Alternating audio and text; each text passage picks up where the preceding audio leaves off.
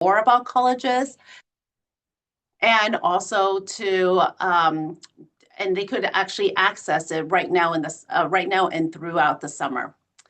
Wednesday, we're going to talk about the letter of recommendation process, which is specifically for our private and out-of-state schools. Thursday, we're going to talk about managing that college application stress, balancing that along with the classes that they have senior year. That will be also is going to be presented also with one of our wellness counselors, Mr. Eddie. And on Friday, we're going to talk about financial aid. So that's going to happen on from April 27th through May 1st. However, on April 30th and May 1st, simultaneously on those days, counselors are actually going in to the junior classes in the English class specifically, and we're going to be presenting even more information about colleges and post-secondary options. Well, so in addition to talking about colleges, we will talk about all the other things that they can do after high school, whether it's going into the trades or is it maybe perhaps they're interested in joining the military, going into community college, going into gaining a certification, maybe even wanting to go and volunteer and joining whether it's like the Peace Corps, or there's so many different options for students that is not only colleges. So we go into a deep dive into all of those amazing opportunities for students after high school. So that is it from the counseling office. So without further ado, I will send it off to our amazing panelists that we have here tonight. And I believe we are starting off with Cal State Fullerton. Is that right? Awesome.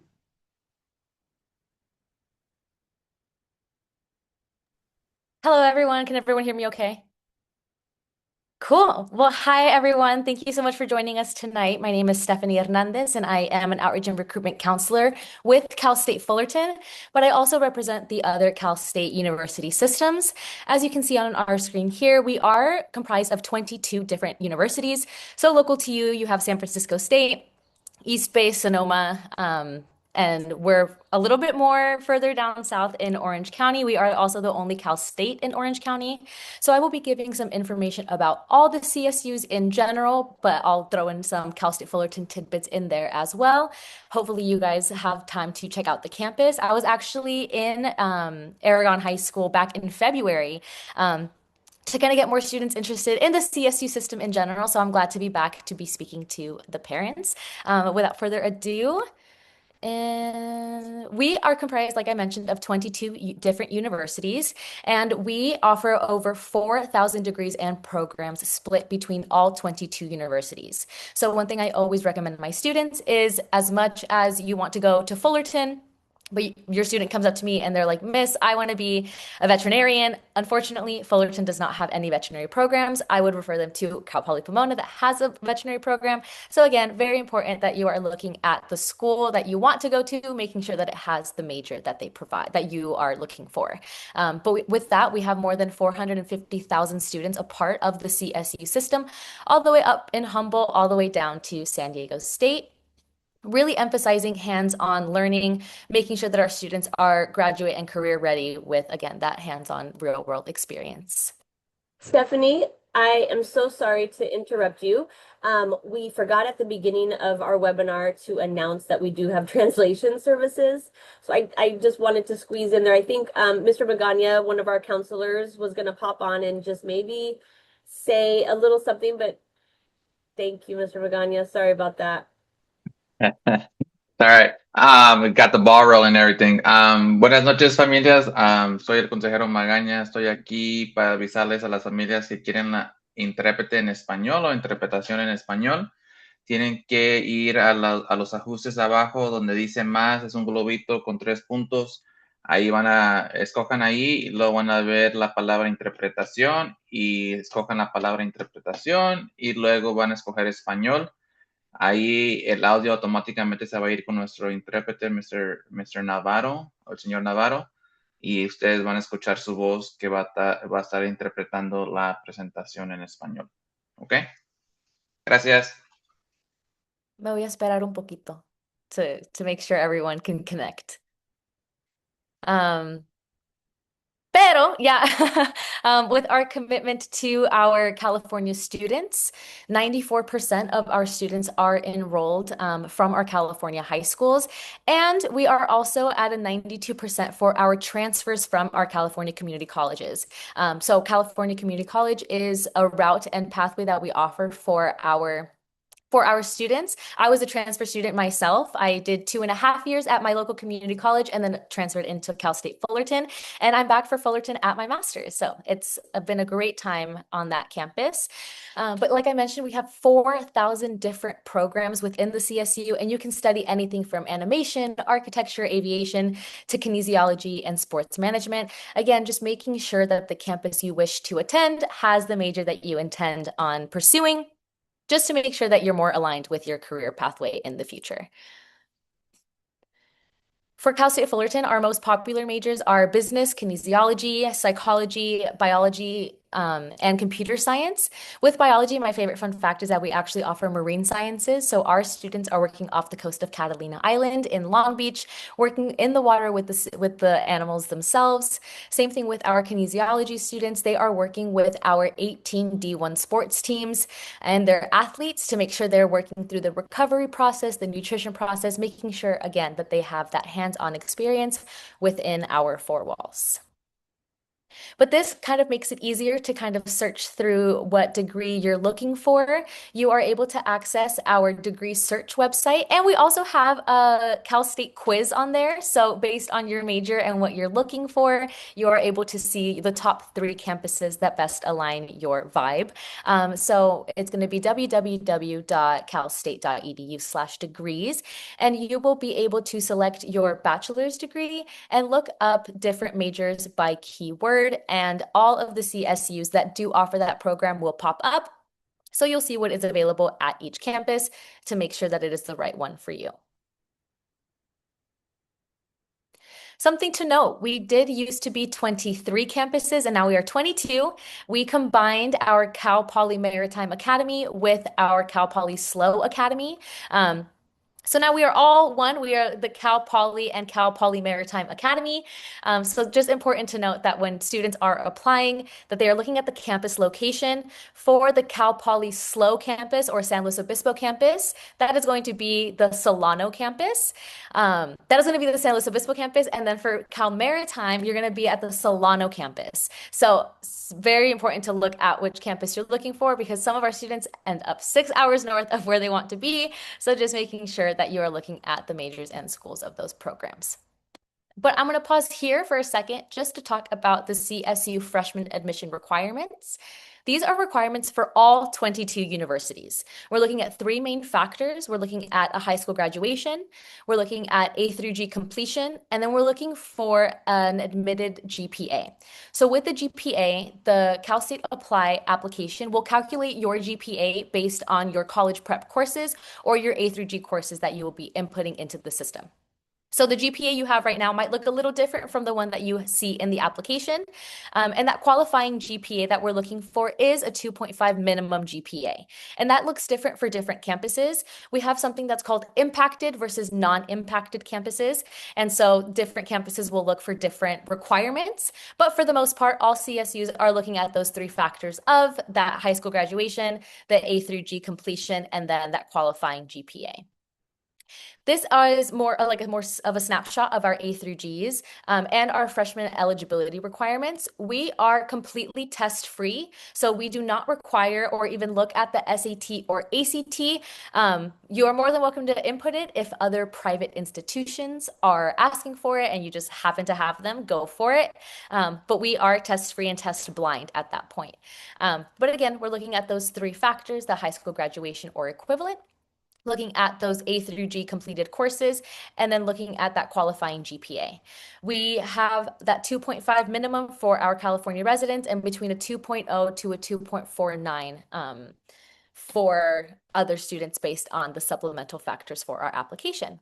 And what those supplemental factors end up looking like are the location of your high school. So you can check with your local CSU. If you are their local area, you get priority admission for that campus. There are also different areas on the application like foster youth, military services, whether your student did extracurricular activities, if they did any work or volunteer experiences. It is a very straightforward application. So we aren't going to ask for a resume or really you to list out any of the spaces that you did these extracurricular activities. We're mainly looking for an average of the hours that you accumulated within your high school experience. And so all of those different factors. So if you're a student who's at a 2.0, 2.49, and you're looking for something to take you over that 2.5, these are going to be factors that eventually help your overall GPA. And so I spoke a little bit about impaction, and impaction is essentially when a campus receives more applications into the campus than the campus has space for. And so more popular programs at certain campuses will have a higher competitive rate when looking at those GPAs and other factors. But this is a list of the impacted campuses that we have a part of the CSU. So you'll see Cal State Fullerton, Cal State Long Beach, San Diego State, San Jose State, Cal Poly SLO, and then Cal Poly Pomona. Cal Poly Pomona is not too far from where we are located, and they are only impacted at that freshman level. So if you were thinking of transferring into Cal Poly Pomona, your odds are much higher. The programs are not as impacted. But again, these are our 6 impacted campuses. And this is a list of our non-impacted campuses. And so these are campuses that will accept all eligible applicants who meet those 3 requirements automatically will accept them. And so something to note, we did just pass SB 640. And so as long as students are meeting those 3 requirements, they get automatic admission to any of these schools. So it's really cool because you guys have a local area in your school. And so it's a really good opportunity for students to already have that option and that automatic admission as soon as they graduate high school. But if some students were thinking of exploring the community college pathway, that's what I did. We do have something called the Transfer Success Pathway Program, and it is guaranteed admission to any of the CSUs depending on your major. And so a major like nursing will not be a part of TSP. It's more on the competitive side, but you can scan this QR code and you have access to all of the CSU campuses in exactly which majors are a part of the TSP program. And this is something you sign in your community college when you start community college within those first 3 months, just letting them know, hey, my goal is to transfer. My number 1 goal to transfer is to Fullerton, and I have an agreement with this campus that in 3 years, you have a total of 3 years to complete it. In 3 years, you will be attending that campus. And again, it is guaranteed admission. And it's a really great opportunity for students, especially if they're looking at more competitive and impacted campuses. TSP is definitely the way to go.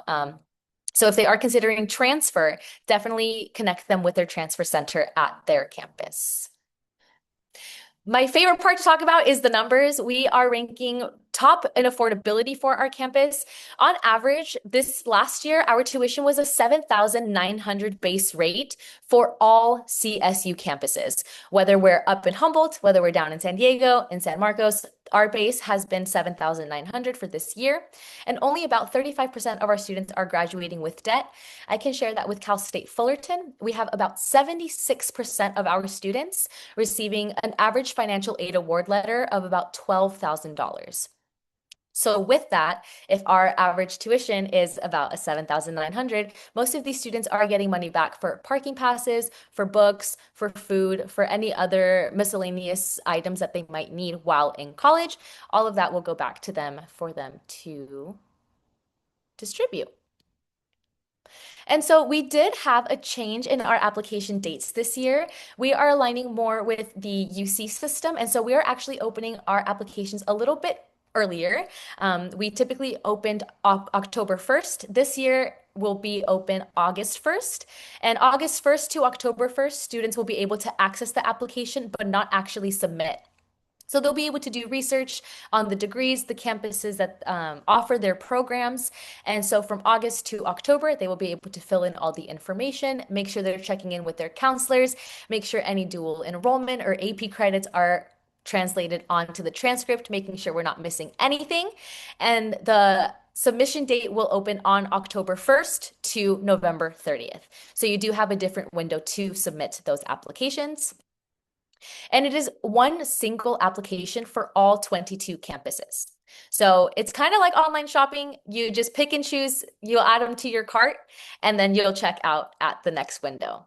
And so we are at a base of $70 per application, just something to keep in mind when you are adding these to your cart, right? When we check out, we have to pay the money. But we do offer something that's called a fee waiver for our students who qualify for that fee waiver. And with that fee waiver, they are able to apply to up to 4 different campuses of their choice. And so definitely something to investigate, and you're able to also apply for a fee waiver, but definitely talk to your counselors more about that option. But more so on why the CSU, aside from the affordable opportunities and support, we really do emphasize those hands-on learning experiences, those skills for life, and making sure that they are learning about growth and community to better that alumni standpoint. We do have about 330,000 alumni just from Cal State Fullerton, and we are successful and so strong because of what those alumni offer our students in the end. That about sums it up for me. Thank you guys so much. I will be sticking around for any questions at the end, but thank you so much for having me. Amazing, Stephanie. Thank you so much for all that wonderful information. I learned some new things, so that was awesome. So we are going to kick it over to Riley Stewart, who's coming all the way from Reed College. Thank you, Riley, so much for being here, and take it away. Of course. Hopefully everyone can see my PowerPoint in the background. Hi, all. Thank you for being here. My PowerPoint is not as engaging as the last one. It is truly just posters and pictures of our campus. Hopefully it's still pretty. My name is Riley Stewart. I use she, her pronouns, and I'm a senior assistant dean over at Reed College. Now, we're a private liberal arts college located in Portland, Oregon. I think sometimes when people hear our location, they think we must be downtown proper. We are not. If you look at this slide, you can kind of get a sense of where we're located. I like to explain that, we're about 20 minutes by bus from the city, but we're really kind of our own little bubble of green within the city. You can see Mount Hood in the background here. We're about an hour and a half away, which is where all the snow is. All of our students, staff, faculty, and alum have access to a ski cabin for free, which is quite cool. And then on one side of campus, we're bordered by residential housing, and on the other, we have a golf course. And we also have a really lovely canyon that you can see, a bridge that goes across here that runs across our campus space. It's quite lovely, and it's really great for undergraduate research opportunities. Now, I think it is often helpful to get a sense of the difference between a college and a university. College is going to be a little bit smaller. There often aren't graduate schools on college campuses, so university usually bigger in terms of population, and there are often graduate campuses. Reed might be a little bit of an exception here. We are still very small. We're just under 1,500 undergraduate students, but we do have one graduate program on campus. It's called a Master's in Liberal Studies. It's very tiny. It's around 10 students each year. Really what that means for prospective students is that our faculty have chosen to be at Reed because they are really invested in student learning outcomes. And while they're all very active in their research fields, their primary role is to serve as mentors for our undergraduate students. So some unique opportunities can arise just from the nature of our size and being quite small. I also will note, as a private institution, there is no difference in tuition cost for in-state or out-of-state residents. I think that's just good to know about. And then in terms of being a liberal arts college, I think some misconceptions that I often deal with is when I say we're a liberal arts college to students, they automatically assume that that must mean we're really good at just the arts. And that is true. We're very strong in the humanities and the social sciences. We're also incredibly strong in the hard sciences. We're actually in the top 3 PhD producers per capita in the United States, and we produce particularly high in biology. So I would say we're very strong across the disciplines. And what you'll find about liberal arts colleges, broadly is that they are very invested in both the depth and breadth of your education. So you are going to study in depth within your field, but you're also going to be required to take classes outside of your major. Every school is going to call these something different. At Reed, these get called group requirements. At other institutions, these might be called general education requirements. But for us, this is really how the liberal arts education is being accomplished. So our students come in to Reed, often undeclared. They do not have to declare their major until the end of their second year. Because we are so small, just under 1,500 students, our majors don't fill up. There's always space in all the classes students need to take. And traditionally, in your first 2 years, you are fulfilling your group requirements. So that looks like 3 classes across 3 different categories. So all of our students take 3 classes in the humanities, think history, art, English, theater, 3 classes in the social sciences, so think sociology, anthropology, political science, and then 3 classes in the hard sciences, math, biology, chemistry, physics. Notably, psychology is grouped in with the hard sciences at Reed because there's a quite focused lab component. So students take 3 classes in all 3 categories en route to declaring their major at the end of their second year. I think this time to explore and grow ends up being really valuable for many students.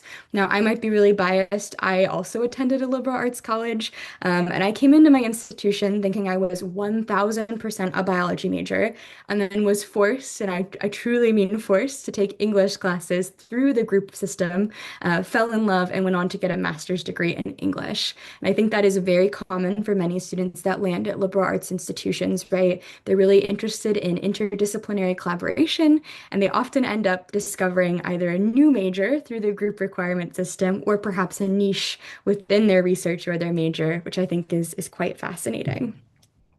Now, also in terms of our size, because we are so small, it's worth noting the classroom spaces are really tiny at Reed College. We're just under 16 students for the average class size, and we have a 9-to-1 student to faculty ratio. It's also, I think, usually pretty helpful for folks to hear some of the capstone experiences students will have. And I like to start by talking about the big first year experience at Reed, which I think is quite common for a lot of private colleges, in particular private liberal arts colleges, many of which will have some kind of humanities class that is a year-long course that is built in to help students adjust to being college students. Now, for us at Reed, this is called Humanities 110, and there are going to be 3 components of Humanities 110 that make it a little unique for the Reed experience. Now, the first component is that there's always going to be a large lecture, which you might be thinking, that's a little weird, Riley. You just told me the average class size at Reed is 16 students, so why would there be a large lecture? And I'll agree with you. This is the only lecture students have at Reed College, and in the Humanities 110 lecture, the entirety of the first year class gathers twice a week, and a different humanities professor offers lecture each week. Now, this does a lot of really important work for our students. In some ways, I think regardless of the size of the institution you land at, if it's really big, if it's really small, it can be a little nerve-wracking as you're trying to figure out who is staff, who is faculty, who are other students. This is one way that you're going to start to be able to recognize other first-year students and also who is staff. And it kind of allows you to audition your professors. If you come in thinking you're biology, you know you have to fulfill a humanities group requirement. Perhaps you hear an English professor lecture and you decide that's who I want to take my humanities course with. I'm going to go with that person, right? So there's a large lecture component. There's also a humanities conference, which is much more typical to the average Reed class. This is when you and 15 other students will meet with a professor that is assigned to you all year. You're going to meet 3 times a week, and you're going over the lecture content as well as readings for class. Now, in general, all of our classes at Reed and most classes at liberal arts colleges tend to be taught conference style, which is very discussion based. So for us at Reed, we put a lot of focus on our students being the drivers of their education. What this means in practice is you will often read the Epic of Gilgamesh in Humanities 110. Perhaps you come in with a specific passage that you want to solicit feedback on. There will absolutely be space to do so. That faculty member is really there to, I would say, answer questions, offer guidance when necessary, but we really want our students to be the drivers of their education. The third component of Humanities 110 is writing conference. And I think writing conference and how Reed College approaches grades is perhaps what makes us a little bit different than other liberal arts institutions. Something that, I think is quite important to the Reed education is that we are really a community that is invested in lifelong learning. And so what you will often hear about us is that we are an institution that pretty heavily de-emphasizes grades. Now, what this means in practice, we are quite normal. We're on a 4.0 scale. All of our students have an academic transcript. Their grades aren't meant to be a big secret. But we are not using platforms like Moodle or Blackboard, or I guess for high school students, Naviance, where students can constantly be checking their grades. And that is because we want the grade checking to look like a feedback-oriented conversation with their faculty member. So in Humanities 110, if you're curious about how you're doing, rather than asking your professor, what do I have in your class, and being told you have a 92, that's the end of that conversation. This will look a lot more like I would say a 30-minute sit-down chat that faculty member is going to start by asking you, how do you feel like you're doing in their class? Which I know might sound a little daunting. When I reflect, I feel like I've always had a really strong sense of when I was excelling in classes and when there were perhaps gaps in my knowledge. And then the professor will begin to walk through their feedback with you, right? Here's what you're doing really well. Here's perhaps what you can improve on moving forward. So we add writing conference into the Humanities 110 experience to help our students acclimate to this process. So Humanities 110 is really important for doing a lot of grounding work for students at Reed. And some form of a humanities course, often a year-long humanities course, tends to be offered at private liberal arts institutions for students. I would say pretty similarly, usually the fourth year at many liberal arts colleges is going to involve some kind of research project. For us at Reed, the big fourth year experience is going to be a process called senior thesis. And this is a big year-long research project in each student's major, the end product of which is often a 50 to 100-page document of original research writing. And the topics are truly so cool. Pretty recently, we had an ad hoc biology and theater student.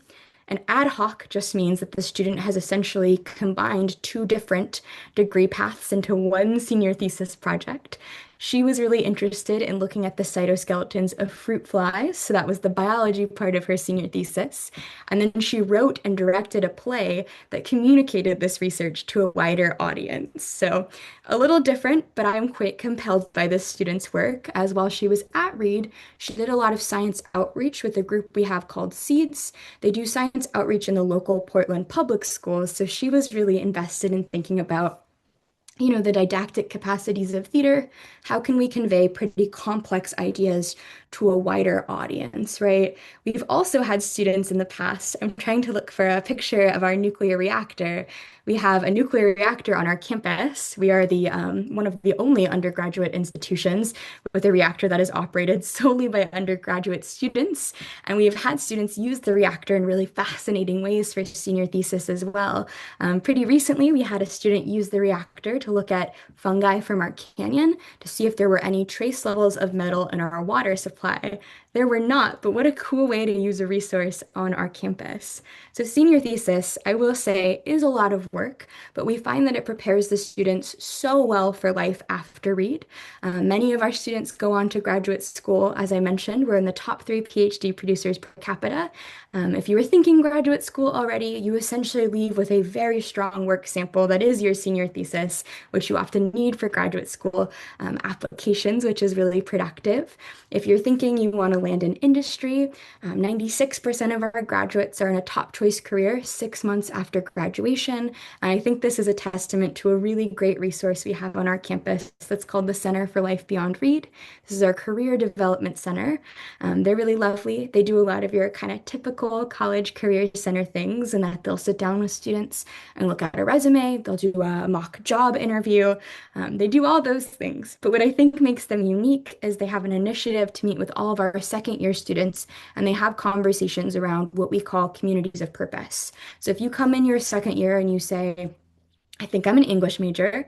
They're going to help our students think through what English might look like within the community of healthcare, what it might look like within the community of government, education, and tech. And in having those conversations, they're really great at matching students with alumni both locally and globally, because there's a lot of merit to talking with folks that are, walking the path that you yourself as a student are currently on. I also should note, I think senior thesis is such a cool time at Reed. It's kind of the students' time to explore the questions that have been in their head the entire time while they have been a student. And we celebrate our seniors in such a fun way. And one of my favorite traditions that we call Ren Fair. And after our students defend their theses, much like you might a PhD, they then gather in front of our library. We burn their thesis drafts in a giant bonfire. We crown our seniors in golden plastic laurels. They make as much noise as humanly possible, celebrating this giant accomplishment that they have done. And then that kicks off Ren Fair, which is a 3-day celebration where we bring food trucks onto campus. There's live music. There's usually a 24-hour battle of the bands with our students, and there is always a softball tournament, which I find quite delightful. I also should note, Reed College has a lot of really different clubs and student-run groups. We have over 90 different clubs. You only need 2 other students, and then boom, you're a club and you're eligible for funding. One of my favorite clubs, which I have a picture of here, is called Weapons of Mass Distraction. This is a fire-throwing troop that we have on campus. We love to put this photo on lots of things, so if you ever see fire and Reed College, that is what that is about. I bring up clubs at Reed because every liberal arts college does clubs and sports a little differently. For us at Reed, we are what you might lovingly call a Division Zero institution because we have no varsity athletics. We have a lot of different club sports. The philosophy behind this being anyone that wants to try the club sport may, right? Nobody is getting cut. So I think that is worth noting when we're thinking about student life at different institutions, and particularly private liberal arts colleges that can look different campus to campus. I want to talk a little bit about applying to us because the process might be slightly different.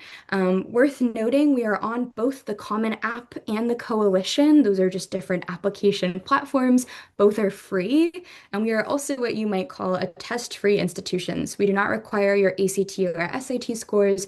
Please do not send them to us. We will not look at them. What we do is called holistic review, which I like to explain as every applicant is a puzzle. We are going to look at all the puzzle pieces. One piece of that puzzle is going to be the student's academic history, which is represented by their transcript, right? Now, we don't do GPA cutoffs, but I'll say on average, our students tend to have a 3.5 or higher. That does not mean if you don't have that, don't apply. I think that would be really bad advice, and that would be the opposite of what holistic review is.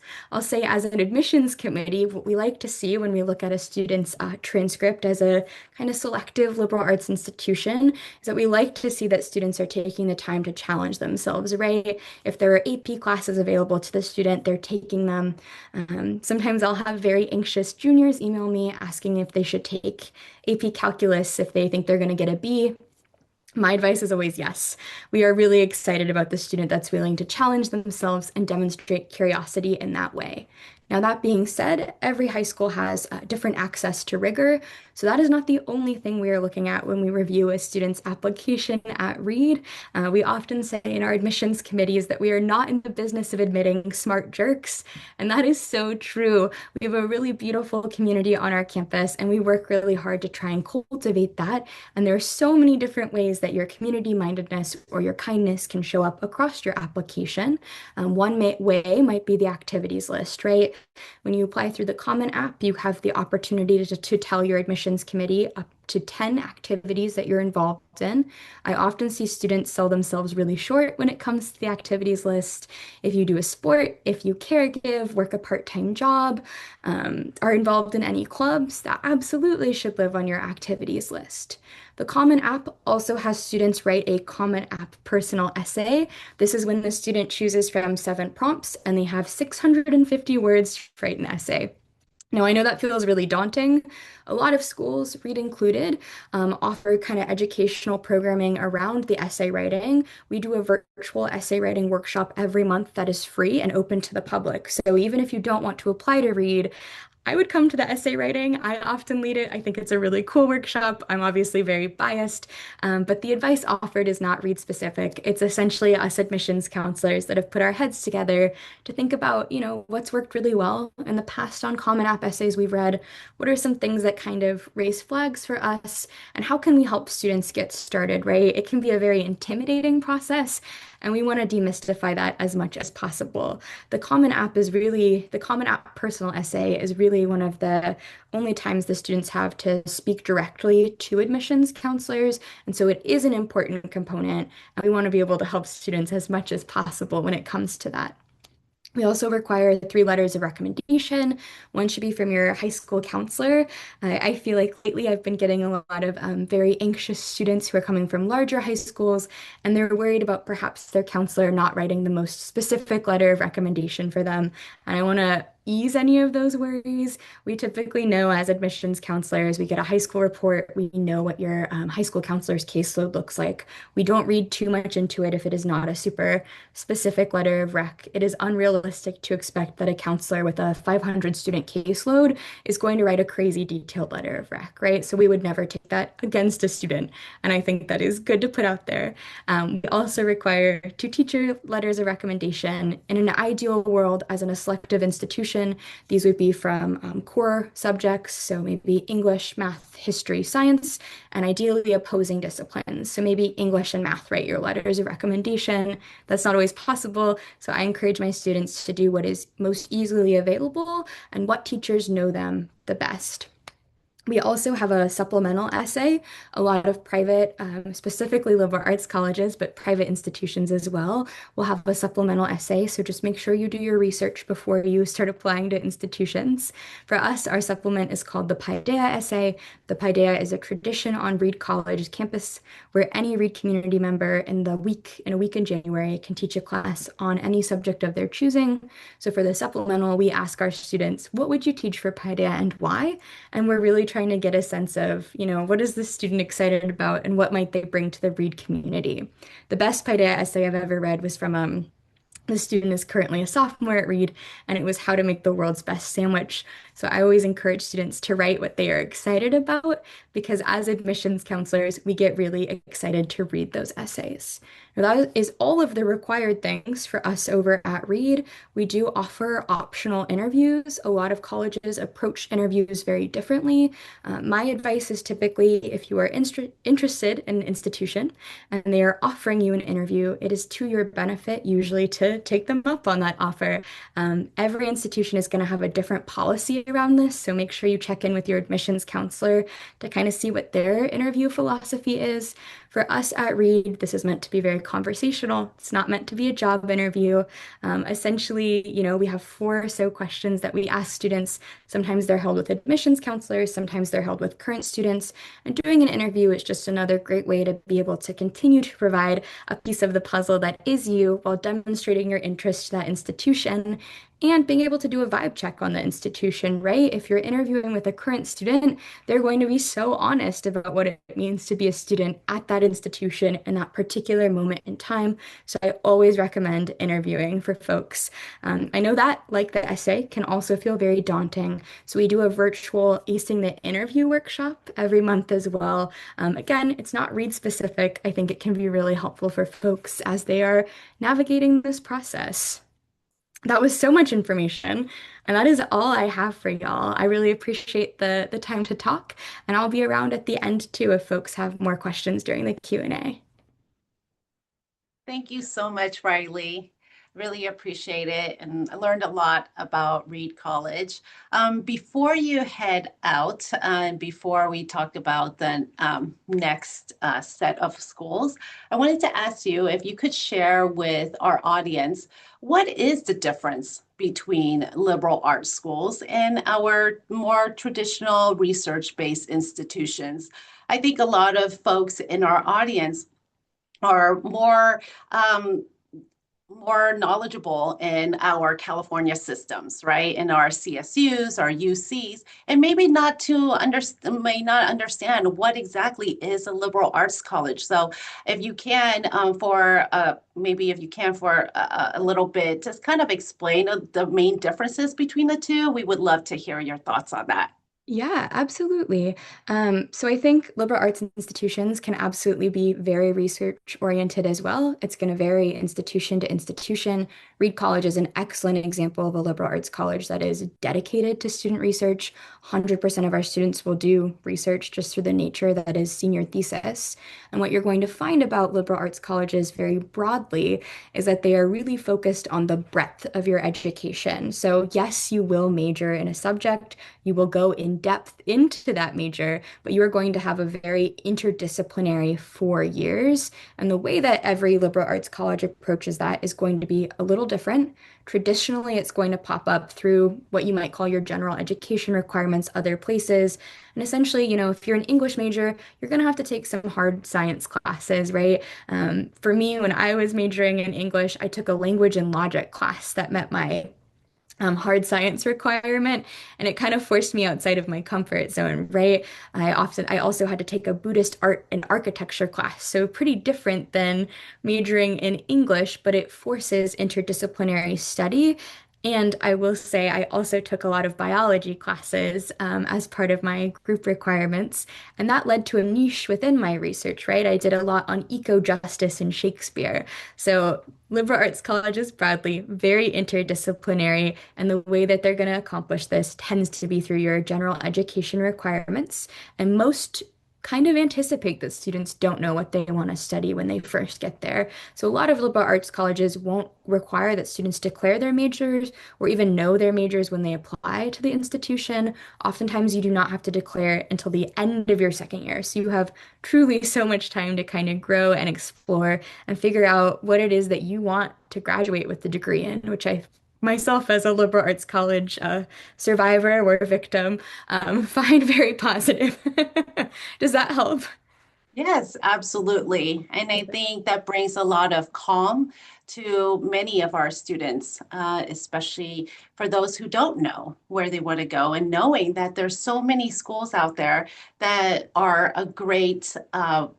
will be a great school for them to start out at without needing to declare a major. That is a sense of relief. And maybe for their families as well, knowing that it gives them a path. There's a campus that allows them to have an advisor that helps them in their growth, to help them decide exactly what they want to do, as opposed to being pressured into declaring a major even before they set foot on the campus. So thank you for that. Great. You also talked about letters of recommendation. So I wanted to take this time right now to talk a little bit about our process at Aragon. So I'm going to share my slides here.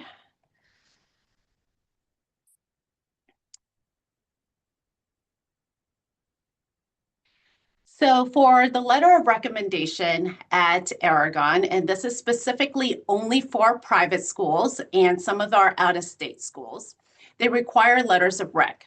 So first step for students who have decided that they need a letter of recommendation, they will need to gather what's called a checklist, okay, a LOR checklist. This will be given to students in their junior classes during that presentation we will have on April 27th and May. Oh gosh, what was that, Ms. Sanguinetti? Was it April 27th? It was April 30th and May 1st.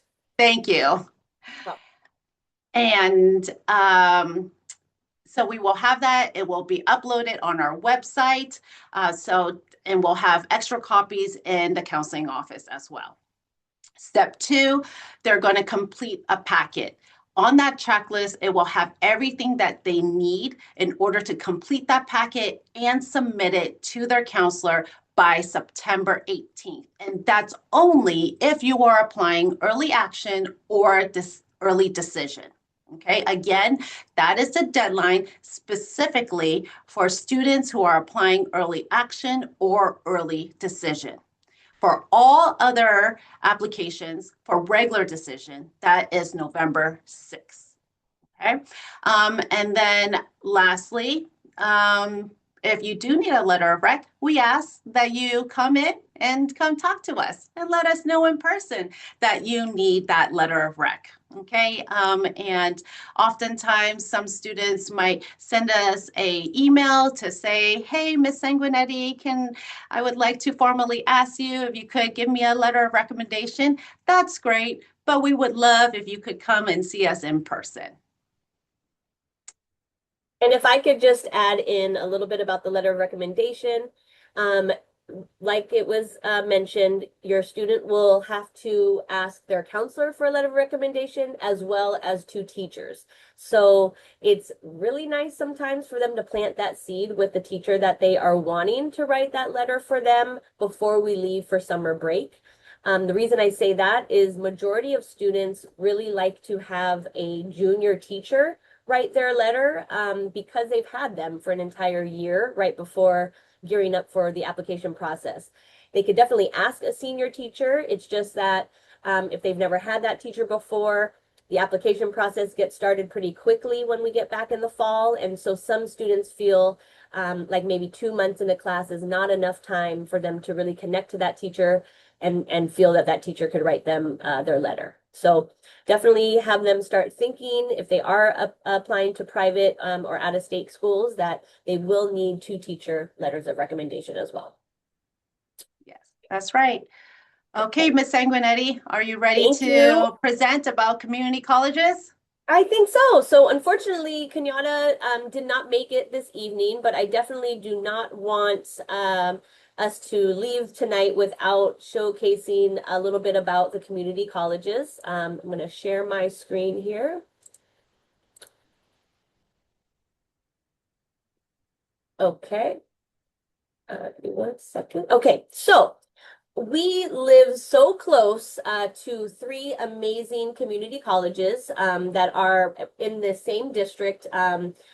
Skyline College, San Mateo College, and Kenyatta College are all in the same district. So even before students graduate and explore attending a community college after high school, it's important for me to note that high school students can take college courses for free.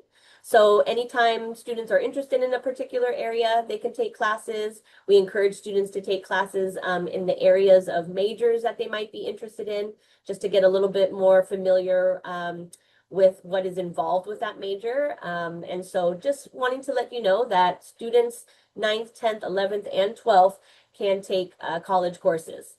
So if a student is thinking about attending a community college after high school, there's not much involved as far as eligibility.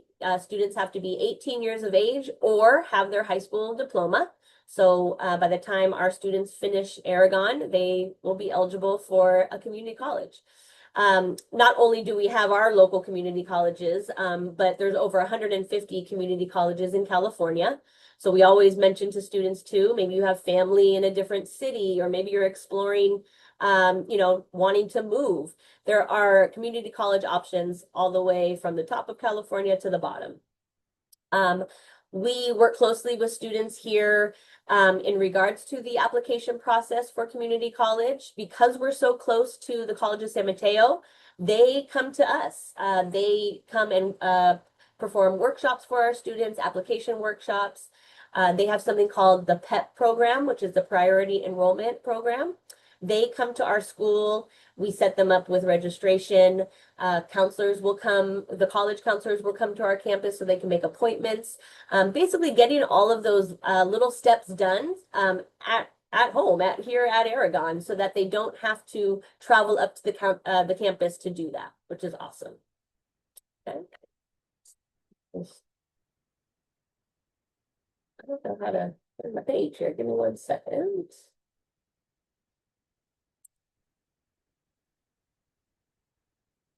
Oh, there we go. Okay. So many amazing benefits for students to attend a community college. Some students don't see themselves going on to a 4-year college. They're more interested in special programs that They could get in, do the work, and get out and start their career. A lot of programs are 18 to 24 months, in addition to going and earning your AA degree and then starting your career. It's an amazing, affordable option right now because it is free for students. So it, as far as getting on a campus, getting some credits under your belt, it is an amazing, affordable option for students. Some students want to transfer to a four-year college after attending a community college. They have to earn 60 units in order to do that. And that usually takes students about 1.5 to 2 years. And I'll talk a little bit about the TAG program in a second. But a lot of the times, students, when I'm talking with students and I'm getting a feel for why they may want to go to a community college, some aren't wanting to leave home just yet. They're wanting to stay closer to home. They're wanting to work a little bit. They're wanting to save money. And so going to a community college provides students with that additional time to kind of figure out what it is they want to pursue in life. Definitely very flexible scheduling, day and evening classes, in addition to online courses. And financial aid is available, even though community college is free. Financial aid grants are still available for students to help them with all of those other expenses that would come up. Like I mentioned, they have something called the TAG program. That's the Transfer Admission Guarantee. And so each year, the community colleges, they pair with different CSUs, UCs, different privates, where they come up with an agreement. Your students here at the community colleges do X, Y, and Z. Maybe they earn a certain GPA. They will then do a tag with one of the colleges that they want to transfer into. And that would basically enable them with a guaranteed admission into that college. So a lot of the times if, students have their eyes set on a particular college, but maybe they're recognizing or, in their research that maybe right out of high school, it's not feasible for them, or maybe their GPA needs to be a little bit higher. The community college route is a wonderful route for them to take if they see themselves going to a particular college and can't necessarily get there right after high school. Okay. These are some of the different certification programs that our 3 local community colleges have. A lot of our students that are interested in EMT or becoming a firefighter, they have a wonderful program up at CSM. Dental hygienist, dental assisting, and administrative of public justice. Kenyatta College has a wonderful nursing program that if you get into that nursing program, they have a setup with San Francisco State University that once you transfer, you'll be able to get right into that nursing program. I'm sure a lot of families hear that nursing is a very impacted major pretty much wherever you go. So this is a really, really great route for students if they see themselves being a nurse later on in life. At Skyline College, they have an amazing automotive technician program, in addition to their I'm looking for cosmetology. So not only College of San Mateo has cosmetology, but Skyline College as well. So as you can see, there are a ton of certificate programs that students could get in and be done within 2 years and, starting their career. So I definitely just wanted to showcase all the benefits of community college. I know that our rep would have talked a little bit more just about each college and what they offer individually.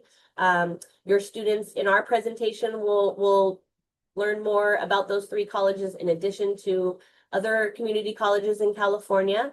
And so if your student is thinking about community college, please have them come in and talk to their counselor or Miss Mary, and we'll make sure that we set them up for success. Okay. Thank you.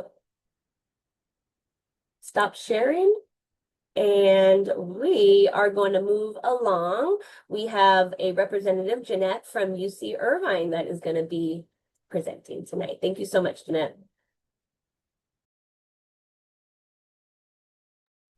All righty. Thank you so much. It's always so hard being the last one up to bat. However, you're doing great. We're almost done with all the content, and I will try to be as informative as possible and not hold you all too long.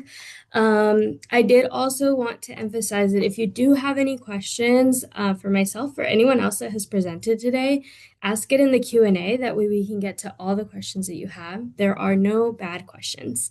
With that, I'll go ahead and introduce myself. My name is Jeanette Sanders. I'm a senior admissions counselor here with UC Irvine.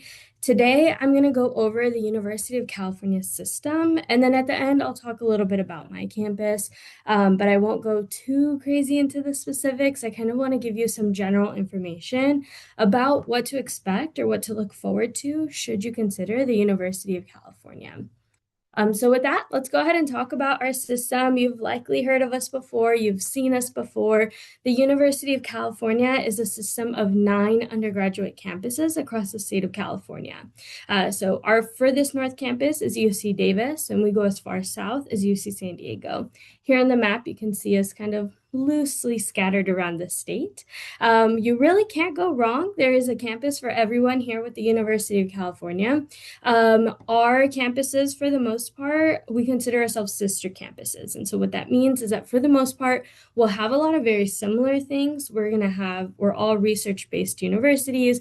We all have undergraduate and graduate level programs. And we're all going to have student support, student orgs, all that kind of stuff. Where you'll see a couple differences is where our campuses can specialize, just depending on where we're physically located. What I mean by that, for example, UC Davis, lots of agriculture around them. Same with Merced, same with Riverside. They have the ability to have kind of those more outdoorsy style type of majors. For some of us, we're going to be city locked. And so you're not going to find us growing outwardly too much. We might be growing upwards. And that might be one of the differences that you see across the system. So when you are considering the University of California, we do want you to consider us broadly. If you're considering going to medical school, you might consider Davis, Irvine, Los Angeles, San Diego, Riverside. We all have medical centers attached to our campuses. If you're looking for law school, you'll find that at Berkeley, Davis, Irvine, Los Angeles. And then, of course, our 10th secret campus, UC San Francisco, who has both medical school and our Hastings, formerly known as UC Hastings, UC College of the Law in San Francisco. So if you are looking for very just graduate level learning, you can find that with our 10th secret sister campus. But the rest of us will do undergraduate education. Now let's talk about how to find the right campus. When you are considering each university campus across the UC, you really want to take a look at what we have to offer. So as you're making your list of priorities, how far away from home you want to be, how close to home you want to be, what types of resources or support programs are available. Again, are you looking for a very particular graduate pathway? Are you looking to be able to do med school in the same location or law school in the same location? That's what you might want to consider when you're looking at each UC campus. You'll also want to take a look at the environment. Like I mentioned, some of us are a little more landlocked. Places like LA and Berkeley, they're right in the city center of their big city. Or are you looking for kind of a little more suburban feel? You might find that with myself. You see Irvine, San Diego has a little bit of that suburban, urban type of feel. Or are you looking to just be able to spread your wings? And you do that at Merced or Davis or even Riverside to have a little bit more space. Do you want to be by the beach? UC Santa Barbara. Do you want to be in the trees? UC Santa Cruz. So there's a lot of different things to consider when you're looking at our physical environments. Last but not least, you also want to make sure that you're considering what majors are available at each of the UCs. Now, all of us are going to have a lot of the very general majors, biology, engineering, physics, math. We're all going to have something like that. But if you want to specialize, that's where you're going to look at and find a couple differences. For example, animal science, not found everywhere. Marine biology, not found everywhere. Criminology, not found everywhere. So those might be a couple different majors where you might want to really take a look and see who has what, or if Maybe it's a very niche major. What other majors could I apply to and still get to where I want to go? Now, with our application process at the University of California, it's one application for all 9 of our campuses. And when you start that application, you'll see a little map, just like the one I showed earlier, where you're going to select which campuses you want to apply to. One application for all 9. By all means, apply to all 9 if you'd like to, but you don't need to. If you qualify for the fee waiver, you do get 4 of our campuses for free. Most students are applying to anywhere from 3 to maybe 5 UC campuses, but again, you can apply to just one. You can apply to all 9 if you'd like to.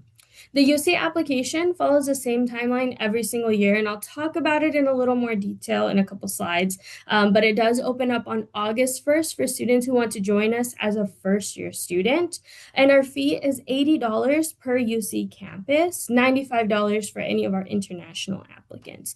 Again, you get that fee waiver, you get 4 of our campuses for free.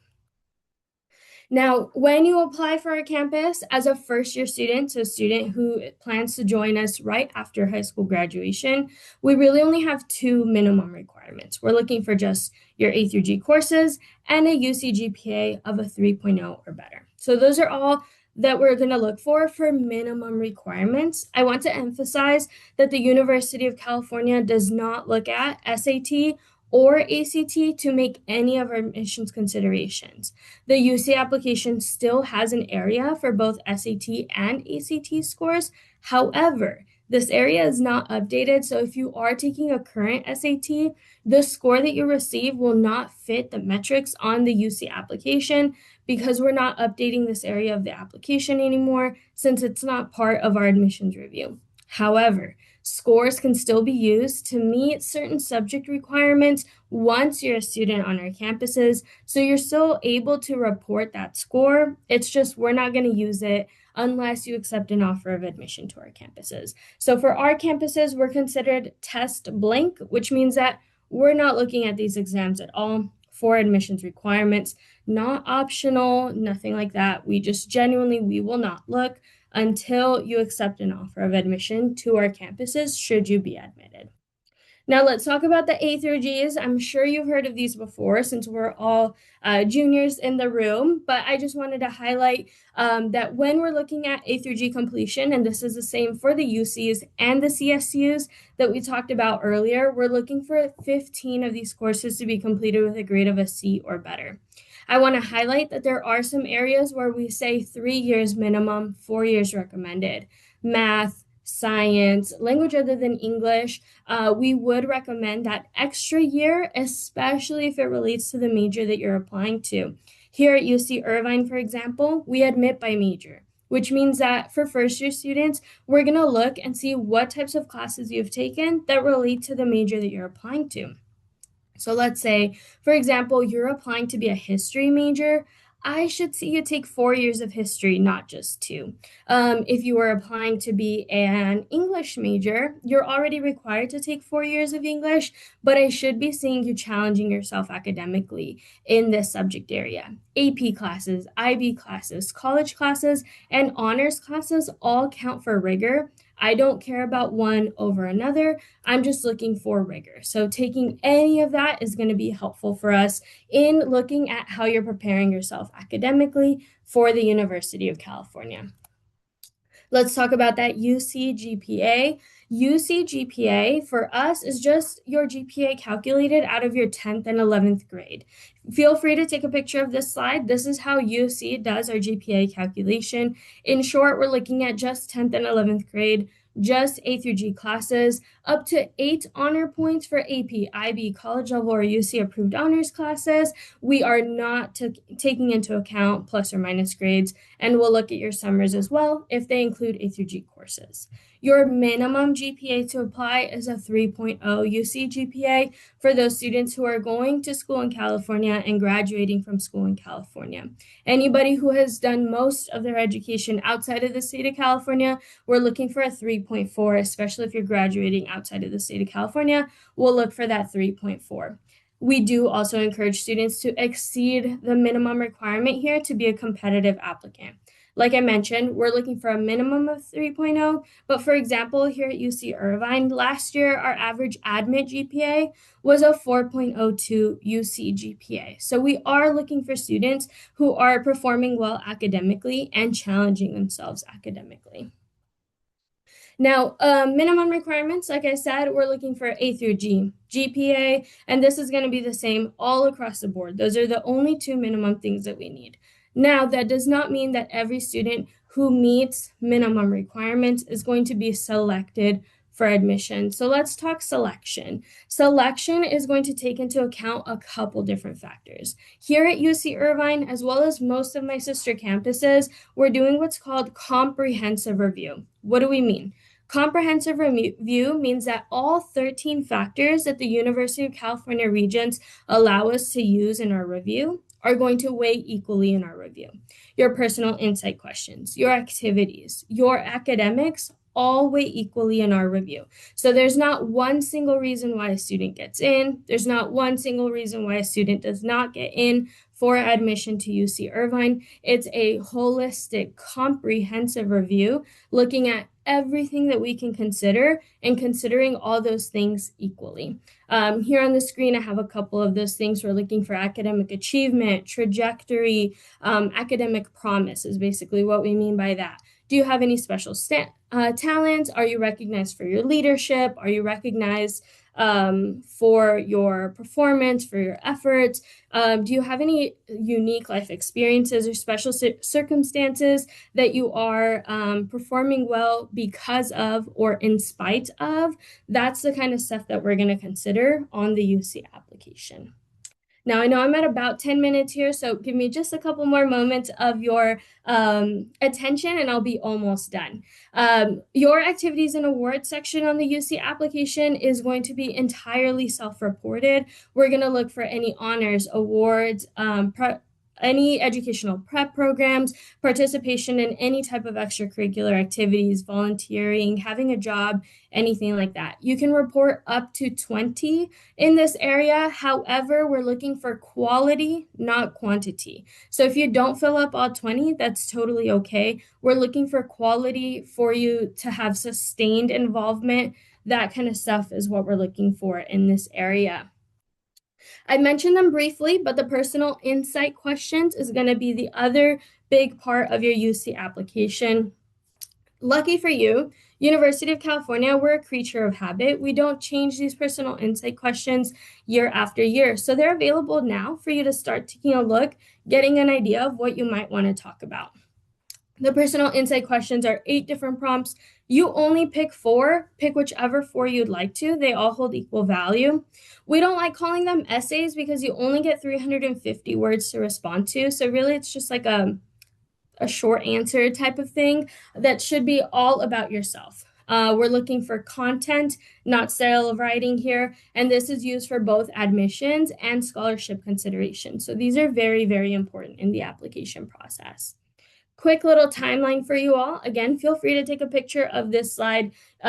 Creatures of habit, we really don't change these. UC application opens up August 1st, so in just a couple months for students to start filling out. You don't have to submit until October 1st to November 30th. So you do have about 4 months of time to really make sure that you're entering everything correctly, double checking, triple checking before you hit that submit button on November 30th at 11:59 p.m. Pacific time and not a second later. So just make sure that you are not running all the way up until that deadline and you're giving yourself enough time to really advocate for yourself and really shine on your application. We encourage everybody to apply for FAFSA or for the CATA application, and your counselors will talk all about that, especially as we get closer into your senior year.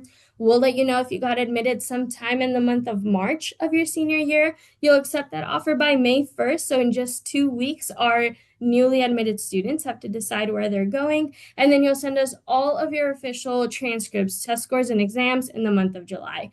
So you'll get all of that. This timeline, you'll see it a bunch of times, but this is kind of what we're running. Again, in the interest of time, I'm going to be very quick here. I just wanted to highlight my campus, UC Irvine. We are one of the top 10 public universities according to US News and World Report. We're recognized for our diversity and for our location. We're one of the safest cities in California for our size according to the FBI. We are one of the top most applied to universities in the nation, sitting at about 30,000 undergraduate students at any given time on our campus, and an alumni network larger than 200,000. So we have a lot of reach here at UC Irvine.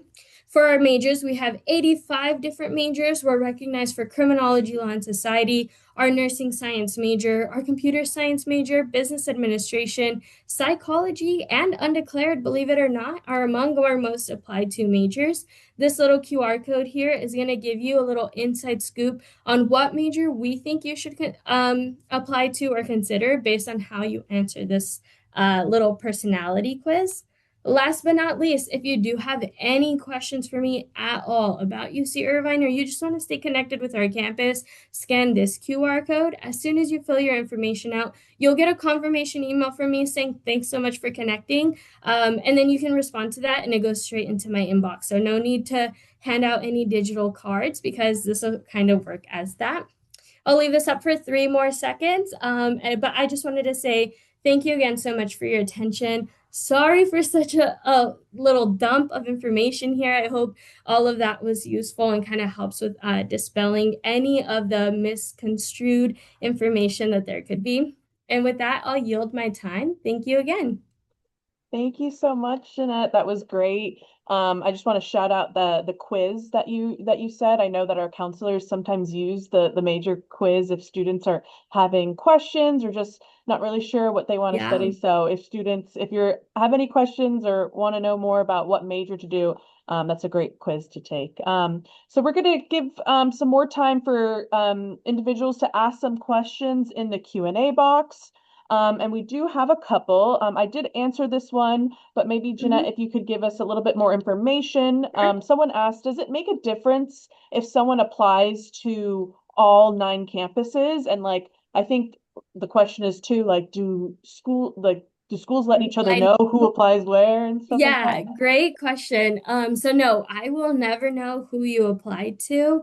The best way to explain this is UC Irvine alone, we get over 141,000 applications for first year admission. I have no time to be calling up my sister campuses and seeing if so-and-so from Aragon High School applied there as well. I would still be making phone calls, I feel like, if we were looking for where these students are applying to. So no, I will never know where else you applied to, what major you applied to somewhere else.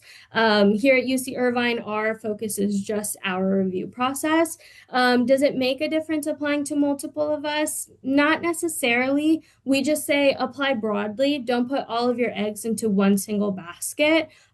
As I think we're hearing, our admission is getting a little more selective every single year. And so we want to make sure that students are really considering broadly and applying broadly to kind of open up their opportunities for UC education at more than just one campus. And if you can, Stephanie, can you answer that question on behalf of CSUs, since we have 23 awesome campuses? Can we repeat the question one more time, just so I can? Does it matter if you apply to all 23 campuses? Yeah, no, it does not matter. We're not calling all 23 of our sister campuses and being like, hey, did so-and-so apply? But there is an option where they will be able to defer to a different campus, just depending on the program. Some campuses do have that option, like definitely check out the other campuses we have available, but there won't be like a direct contact in that aspect. Great. And Jeanette, there's a couple questions about the timeline, the UC application timeline, as well as the QR code. If you don't mind sharing your screen again for the UC timeline and the QR code, I think some of our attendees want to take a quick snapshot of that. Yeah, of course. So I'll put this one up. I'll give it maybe 5-10 seconds, and then I'll pull up my majors QR code as well. Great. Thank you. Mhm. And in the meantime, panelists, if you don't mind looking at the Q&A, there might be some questions there that perhaps, if you don't mind taking a look at, you might be able to answer. I can answer the question about activities that have been fulfilled in junior year. Are you still able to add those as an activity when you apply in your senior year? Yes. If you are applying through the Common App, it gives you an option to indicate how much time. So you can absolutely still put that activity if you did it over your junior summer. There's absolutely still space to be entering those kinds of things.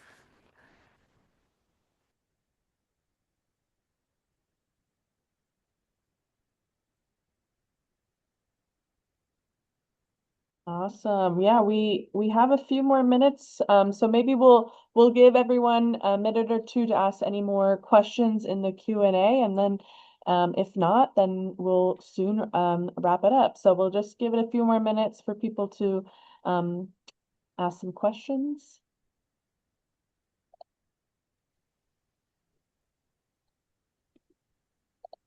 I have a question for Riley. Yeah. So, given that you are in Oregon and actually here at Irvine, we do have a good number of students who are interested in out-of-state colleges. Actually, a lot of folks here are interested in the Northwest. So how do you view California students in terms of their applications? Because I understand that a student coming from California is very different from a student coming from Oregon or even Washington, right? Or someone from your backyard. So if you can maybe perhaps give us some insights on from a college admissions officer when you're reading a application from a student from California. Is there something that you're looking specifically for, and what would help a student's application move forward in the process? Yeah, that's a great question. For us, and it's probably going to vary institution to institution, we do not admit based off region, right? We admit based off of qualified applicants. So I would say what we are looking for pretty consistently is students who are willing to challenge themselves, who are curious and are very community minded.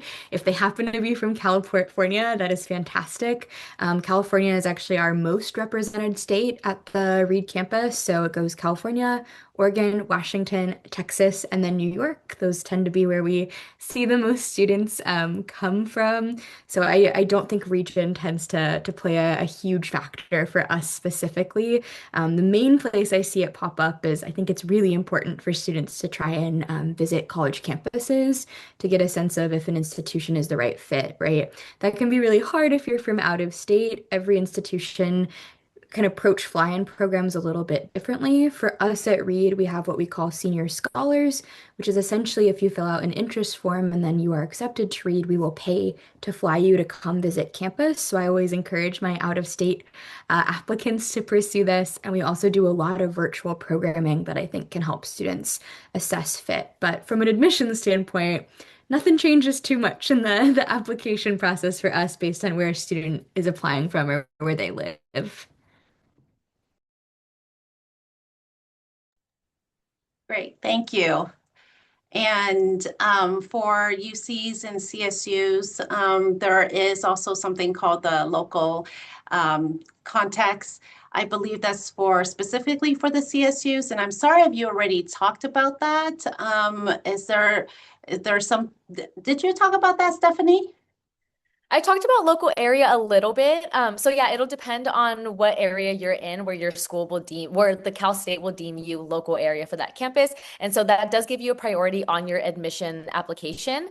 So yes, definitely something to keep in note for Cal State Fullerton. All of our Orange County high schools have that priority. So same would go for San Francisco State, Sonoma, East Bay, all of those others. Yes, and those would give priority for Aragon students for San Mateo County. Thank you. All right. I don't think we have any other questions. We just want to thank all of our schools for joining us. Jeanette, Stephanie, Riley, you guys did absolutely amazing. So much information. for our families. And just a reminder that this webinar has been recorded, and so we'll be putting it on YouTube and getting out to families and folks who couldn't join us tonight. But yeah, thank you all so much for being here. Again, your counselors will be going into junior classrooms in a couple of weeks to talk more about colleges and the admissions process. And so more to come. Rising Senior Week, please attend those lunchtime and flex time sessions. And yeah, we're here for you in the counseling office. So if you have any questions after this webinar, please come and see us. We're here to support. And so of everyone, thank you all so much. And yeah, have a good one, Dons. Bye-bye.